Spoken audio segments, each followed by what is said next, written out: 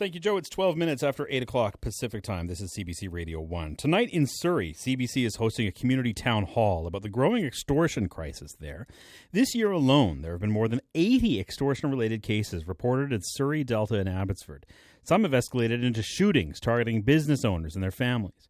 Macklin McCall is the opposition critic for the Solicitor General in Public Safety. He's the BC Conservative MLA for West Kelowna Peachland and will be at the town hall. He's with us this morning on the line. Macklin McCall, good morning. Good morning. Thank you for having me. Thanks for joining us. What's your biggest criticism with the way the NDP has handled this so far? Well, I think it hasn't gone, been aggressive enough and as early as it could have been. It's really, I think that the federal and provincial governments must mobilize really every available resource to aggressively counter this foreign gangs that have infiltrated our borders to extort our communities. I think it needs to really treat it with the urgency that it deserves. When you say every available resource from both the provincial and federal governments, like what? Can you just lay out what that would look like from your perspective? Well, sure. I mean, one thing is, I think it was a couple months ago now, the federal government identified this Bishnoi gang as a terrorist organization. So, I mean, that if this is looked at and dealt with that lens, if we find out and that this is being done by this gang that has been identified as a terrorist organization, well, that could open up completely more resources, more tools available to police and to government really to disrupt these actions.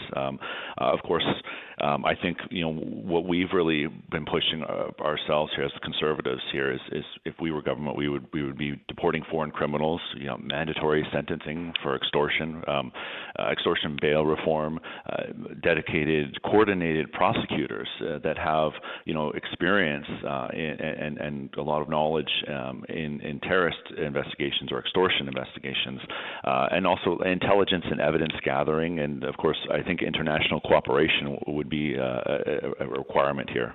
You say the first point you made was deporting foreign criminals. Do we know that the people carrying out the actual shootings and levying the extortion are foreign criminals? Like, I know that the gang has ties in India, but do we know that the kind of foot soldiers are actually foreign citizens, or are they Canadians? Well, I guess an investigation has to be done to find the evidence and present it to the courts and the whole nine yards.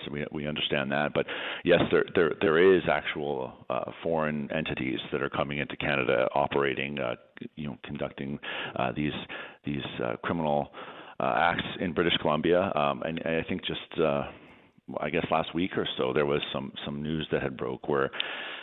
A couple, I guess the investigations that the RCMP, the task force that was created, they actually had charges laid, and a couple people were actually deported, so they weren't citizens. So the fact that they're coming into this country, they're not Canadian citizens. It's well-established Canadian law that you've committed a criminal act, and so I think an appropriate step is to get the people out of the country that are not citizens and doing these acts across the Lower Mainland. You've said, quote, we need leaders who will back our police, enforce the law, and make public safety a priority again in relation to this issue. How specifically do you think this government, the provincial government, has let down police in these cases? Can you point to an example where police have said we need X, Y, and Z, and the government has said, well, no? Well, I think that there's a lot. Obviously, this whole extortion issues going on. There's also resourcing issues. I know in my riding in West Kelowna, there are concerns with the RCMP having a municipal contract, which is fully funded, and then provincial contract, and that there's several bodies that are missing. That there's still negotiations trying to get the province to fill in those gaps.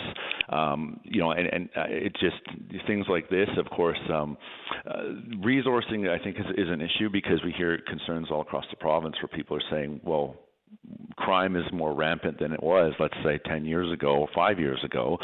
We hear municipalities that are saying, crime is an uptick. I think we need to prioritize public safety, and that means responding to what we're seeing in our communities. So if that means crime is up, violent crime is up, maybe a specific community, we need to proactively address these things, not reactively, not wait until we have extortion from people that aren't even citizens coming into Canada and then taking action. We should be taking steps today so we don't have crime next year or 2 years down the road. I think proactive and really supporting our police in doing that and making sure that we are not taking away tools away from our police officers so it's easier for them and for the Crown prosecutors and courts to do their job. What are the concerns that this extortion crisis could spread to other parts of BC? Like, it's been really focused around the kind of Fraser Valley, but there are big diaspora communities all over this province, Kelowna included, Prince George, Cranbrook. Do we have any suggestion that this could spread out of the Lower Mainland? Well, I haven't heard that as of yet, but to your point, there are communities elsewhere in the province. I certainly don't want to see this get worse than where we're at. I want it to improve and be removed out of this province. The simple fact that we have brazen shootings happening, and there was just another one last night, and now they're making video of them shooting up houses and posting it online. I don't want it to get worse. I don't want it to go out to other communities. We need to that's why we need to be aggressive in our counter approach here to ensure it doesn't expand. We don't make it more unsafe in this province, but we go the opposite direction and improve safety. We have really a crisis here with this issue happening, and we need to respond accordingly.